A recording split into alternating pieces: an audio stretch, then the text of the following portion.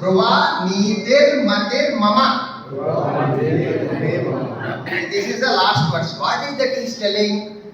ఎక్కడైతే కృష్ణుడు ఉంటాడో అంటే ప్లానింగ్ చేసేవాడు, ప్రోగ్రామింగ్ చేసేవాడు, అండర్స్టాండింగ్ చేసుకునేవాడు. ఎక్కడైతే అర్జునుడు ఉంటాడో, అర్జునుడు ఉంటే కష్టపడేవాడు. నేను ప్లాన్ చేశాను సార్, నేను ప్రోగ్రామ్ చేశాను సార్, ఏం చేస్తున్నాను, ఐడియాలకే ఉండిపోయింది. It is not translated into action. Action speaks louder than talks అంటారు మహాత్ములు. So you have to act on the ground, you have to show on the ground.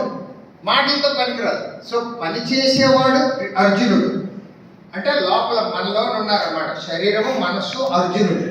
కృష్ణుడేమో బుద్ధి. బుద్ధి is thinking and acting is the body.